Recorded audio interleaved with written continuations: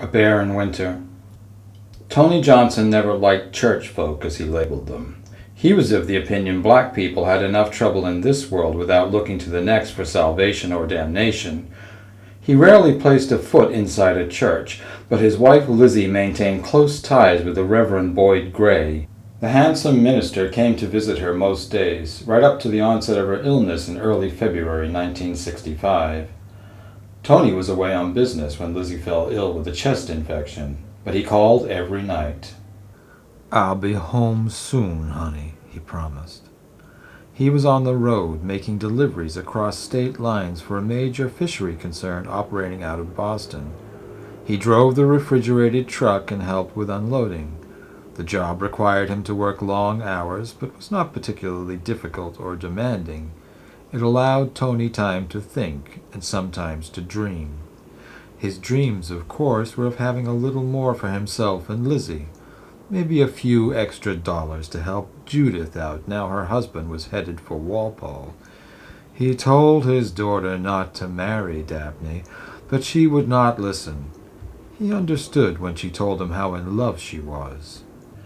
Tony had been in love with his wife all these years, and it never sat right and settled. It was a fidgety thing, a relationship not without argument, sadness, and frustration. They were not a perfect fit, but where they slotted together no one could tear them apart. He figured what he had was better than most, and to this day he could not see Lizzie without wanting her. The want had changed over time. It was no longer a desire to hear her cry for more, to have her lips on him and soothe out the deepest release imaginable. The want was gentler, kinder, and more forgiving. It included a different kind of laughter, one of recognition rather than the joyous rapture of their early discoveries. Although he never took to the Bible and its teachings, he was content with the thought of the Reverend Boyd Gray and his church being there to comfort and support Lizzie. They prayed over her when her health began to wane, and it was the Reverend who suggested Tony seek time off work and come home. "The Lord has beckoned, Lizzie," the Reverend said. Tony hunched over in a phone booth at a gas station in New Hampshire. The box was cramped, and someone had painted graffiti on one of its panes. As he listened to the Reverend stroll through the Valley of Death, he read the word nigger where it had been painted beneath a crude drawing of a penis. "The Lord my ass," he snarled. "You get her a goddamn doctor. She ain't no age to be going nowhere."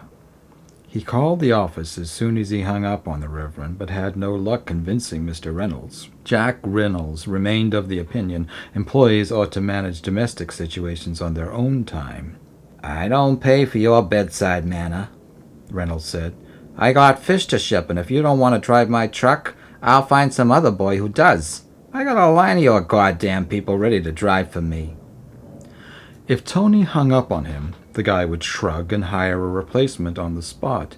He would be off playing golf before Tony could even get back to Brockton, and no doubt the bastard would dock his pay for the inconvenience. "You're listening to me," Reynolds barked. Tony placed his hand over the receiver and cut the line. The dialing tone droned like a warning siren in his ear. His heart accelerated, and he started to sweat as busy traffic rumbled past. He could see his breath, how it fogged the glass. An image of Lizzie, shivering in bed, lay in discomfort among the squalor of his imagination. He considered calling Judith, but there was nothing his daughter could do. It was getting late in February, and the winter had set in. He sure as hell needed the money, but he did not need anything the way he needed Lizzie. Fuck Reynolds and his goddamn fish. Some other lackey could get behind the wheel and drive his car from Boston to Bangor. Being with his wife was what mattered. Tony arrived home during the early hours. A bitter northeastern wind tore through the city from Canada. The cold was enough to make his fingers ache. The heating had been turned off in the apartment, and he wondered if it was not colder inside than out. He stepped into their bedroom and was distraught to find the Reverend Boyd Gray breathing mist over the dead body of his wife. "Why didn't you take her to a hospital?" The Reverend approached Tony with a sense of conviction, unfiltered by caution or other considerations. His starched white collar contrasted with his black jacket and trousers. He held a worn-out copy of the Bible in his soft, unworked hands, and the gospel pulsed through his brain and made his eyes burn with enthusiasm. "Sister Elizabeth has been drawn to the Lord." Tony pushed the minister aside and sat on the edge of the bed. His wife must have been dead for some time. Her skin had gone blue, and her eyes were dull and flat. Judith was there, with her little boy Duncan. She held the child's hand and smiled at her father. "Why'd you let them do this?" he asked. Judith stared at her father, and there was no recrimination there, no desire to unburden herself. She could not speak for a moment. Perhaps her thoughts were too cluttered and in disarray. A tear built up, and she caught it with the flat of her hand. "I called the doctor 3 days ago," Judith said. "He wanted money, and your paycheck hadn't cleared. If it weren't for the Reverend, we'd have turned the heating off last night." "We kept this room warm," the Reverend said, "and our Lord Jesus Christ—" "Heard your sermon," Tony said, and he waved the minister away. "Now flap your goddamn buzzard wings on out of here." The Reverend Boyd Gray appeared petulant and on the verge of a tirade. The undignified response was quickly suppressed, and an unpleasant smile spread over his face. Perhaps the Lord had entered him and warmed his soul, or, just as likely, he realized Tony would burn in the pit of hell for eternity and never see his wife again. "I'll leave you to your grief," the Reverend said. He backed out through the door, and his long black overcoat flapped in the wind. Judith watched him retreat along the sidewalk, how he wrapped his coat about him to shield his vulnerable frame from the northeaster. "The Lord don't protect shit," she muttered. Later in the afternoon, the news circulated about Malcolm X. The activist had been gunned down, and although the reports lacked detail, Tony suspected the government. "I hope Lizzie travels with Malcolm," Tony said. "Wherever it is the dead go when their bodies give out." He hunched over a bowl of soup and stared at his daughter and her little boy. "Dark times," he whispered. "I'm nothing without your mother. Never felt so lost in all my life." He settled his gaze on Judith. He remembered when she was Duncan's age, how she never behaved like other children. She seemed to realize how poor they were, and her pride made her tough and uncompromising. Even as a little child, she would glare at anyone who dared look down on them. "I won't stay on here," he sighed, "and I suggest you don't either." He smiled at his grandson and stuck out his tongue. The child fidgeted on his mother's lap and gurgled a laugh full of spit and charm. "You won't recall your grandfather," Tony said. "He left when you were no older than Duncan. Such a fine gentleman. Had a way about him. I respected him, even if I never liked him. Hell, the only good thing Cleveland ever did was die and leave me that old house in Billings. It ain't much, but it's yours if you want to get away." He tried to recall the look of the house, why his father decided to recluse himself in such a small white town on the fringes of anything interesting remained unfathomable. The old bastard had been a mean son of a bitch, but he had always loved his wife. Perhaps he wanted to get close to the Puritan fathers, see if he could rub off a bit of sin living in a broken-down house in a nice little town in Massachusetts. The old place could be done up. He didn't have much in the way of savings, but he figured Judith was resourceful and would make a fine job of it. He would say goodbye to her in the morning and make his mind up on what to do then. He lay in the bedroom with Lizzie, her body only a few inches from his, where he lay beneath an old blanket and shivered.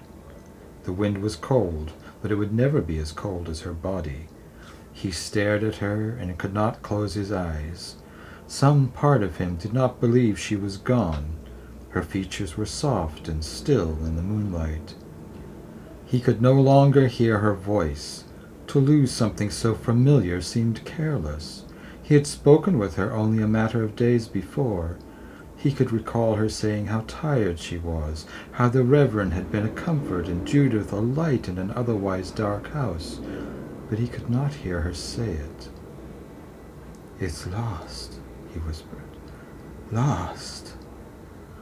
She had always been a lively person. This new stillness was something he could not couple with her the way they had joined their futures at such a young age. "Lizzie," he whispered, "how could you slip off and take your voice with you?" He would never be able to sleep again, and the idea of laying with a corpse began to work on him. He sat up and stared at the body. This was not his wife. Lizzie no longer rested here. She would not raise the arms of this abandoned frame the way Jesus had done with Lazarus. No, she had gone into the cave and would never come out. Oh, he had read his Bible. His father had thrashed it into him often enough. His belt stung with the Lord's Prayer, and the back of his hand smote the merchant in him often enough. All his energy burned on one thought: don't let her be with him. In the morning, he wrote a note for his daughter and tucked it in an envelope with $200. The note read, "Dear Judith, I'm not the man I was. I'm lost without your mother, so I'm off to find out who she left behind. Please take your son and go to Billings. Get away from Brockton and don't come back. The deeds to Clayton's house are in the desk drawer by the kitchen table. This money won't help much. I know the place needs more than a lick of paint, but I have faith in you. I'll stop by and pay off the Reverend for the funeral. Your mother and I have said our goodbyes. Love, Daddy." It was a cowardly thing to do, but he did not need to see Lizzie in a coffin to know she was gone. No pious words or sweet remembrances would return her. Without her, he saw no future worth investing in. The city had grown smaller, and the road beckoned. He took a bus to Boston, and from there he grabbed another to New Hampshire. He had always wanted to climb in Franconia Notch. His friend Gavin was a Scotsman who uprooted from the Highlands. He met an American girl holidaying in Edinburgh, and they married without thinking it through. It lasted a year, and he found himself stranded in the U.S., too proud to go home, a failed husband.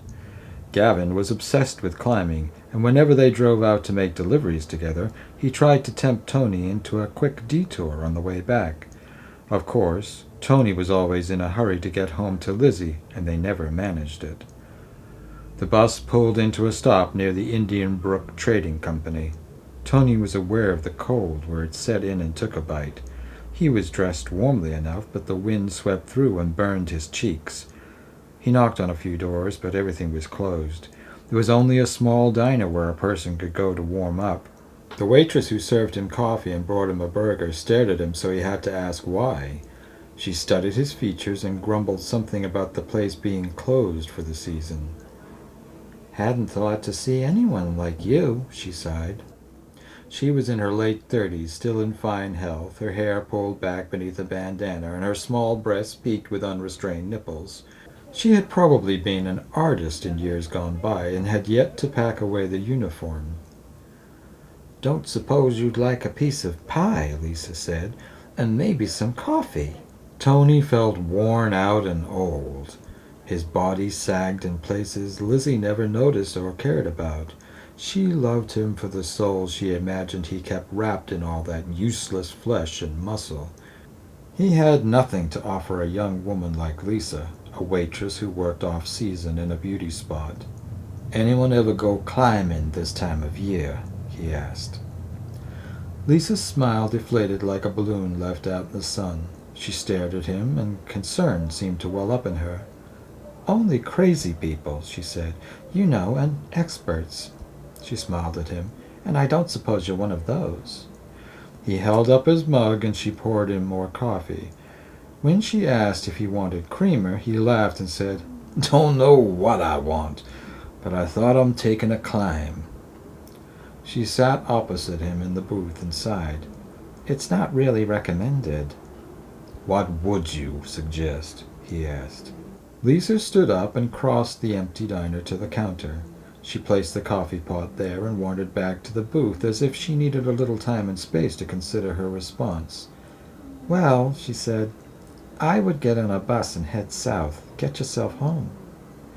He laughed and did not like the way the sound made him feel. Lisa retreated, and her response made him even more uncomfortable. "I don't have a home," he said. "I gave it to the church so they could bury my wife, and I don't want to be anywhere that reminds me of her." Lisa sat down and stared at him. Her eyes were like a puppy's, and he could not stop the sigh where it whispered between his lips. "Were you married long?" she asked. "Forever," Tony said. "Got so lazy, I can't say if it was even love. Maybe we just settled." He lost focus for a moment, drifted nowhere in particular, and came back. "We were children when we got married. My dad caught me tinkering with her, nothing serious, but he marched us off to church and had us married." Lisa nodded meaningfully and wiped over the tabletop as if the action had been programmed. She caught herself doing it and stopped.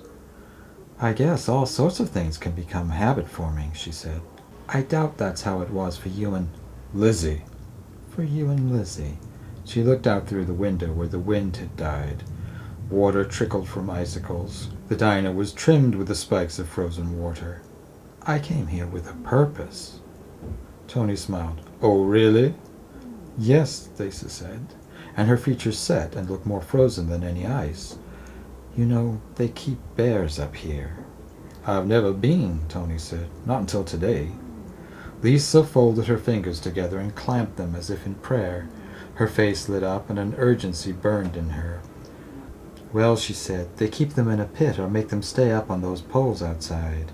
All day the poor animals cry out, chained and teased by tourists." She gazed through the window and her eyes sparkled with emotion. "I won't rest until I put a stop to it." Tony stared out through the window and could see what he had taken for a totem pole.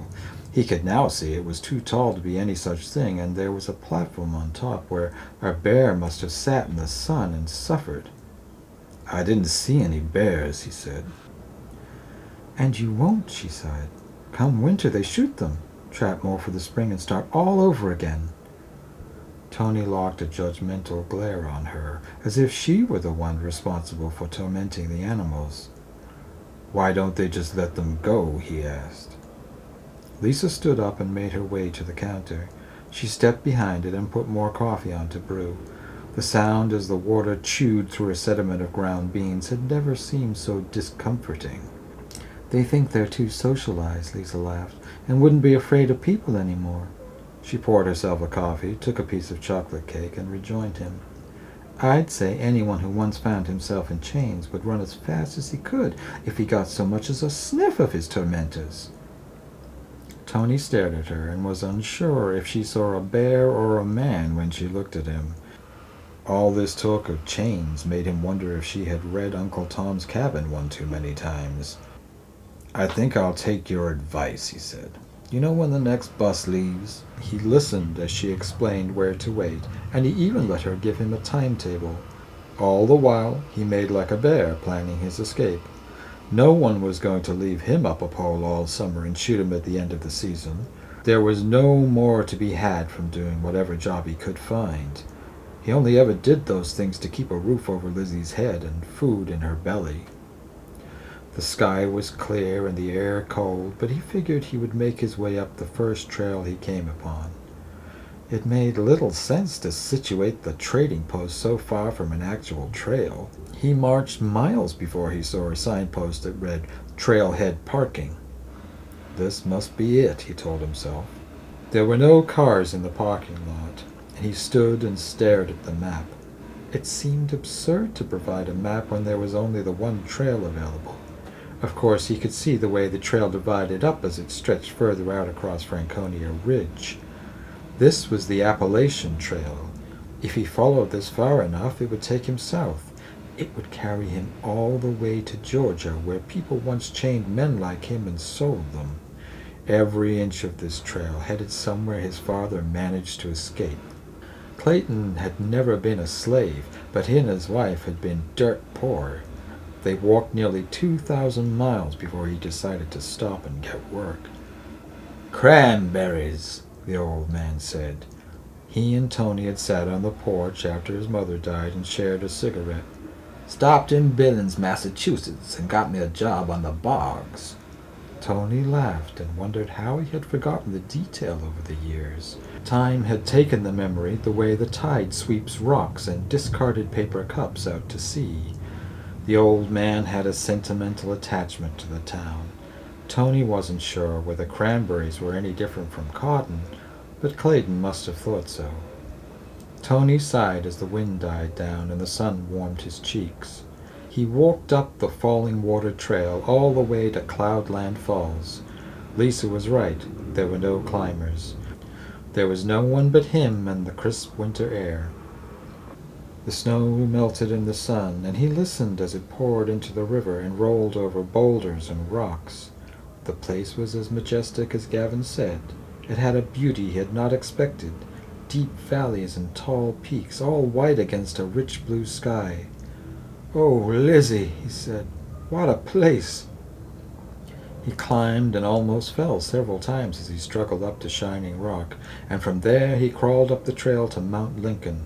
He imagined bears breaking from chains to wander free among the mountains. Lincoln, the emancipator, the man who brought death and destruction to the gallant South. What a fine name for such a sturdy hunk of rock!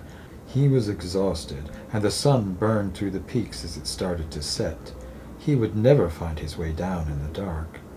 The wind whipped up and made the beauty of the place ache in his bones. He had said he was lost without Lizzie, and there was more truth to it out here under the night sky as the sun dragged its final rays backwards through the trees. When night fell, the wind dropped, and it became unearthly still on the ridge. He walked on, determined to travel as far as his legs would carry him. All the while the silence shadowed him. It crept through stunted trees, over rock and gorse. The disinterested touch of this vast emptiness reminded him of his wife's corpse. She too was silent and still as a mountain at night. He laid down in the middle of the trail and stared up at the stars where they filled the darkness like diamonds on velvet. "I'm a rich man," he whispered. The cold no longer hurt. It numbed his body and seeped into his mind. It toyed with him and made him dream like a little boy. It brought him images of a childhood he thought was lost. He saw his mother, how she sat on the doorstep and peeled potatoes for dinner. He heard her sing and laugh, and the dirt of the city never clung to her or soiled her mood. He had not thought of her in many years. She had died so long ago she felt more like a dream than a memory. Had she been so pretty, so light and forgiving? He doubted the vision the mountain offered him. He doubted everything until the moment when he heard Lizzie's voice. "Oh, there you are," he mumbled. "I thought I lost you." He listened to her, and a shift had come. Now he could hear her voice, but he could no longer make sense of the words. It was music, a lullaby sung to him where he slept on the mountain. He eased himself off, pleased to have found his way home. It had been awful to feel so alone, to think himself lost.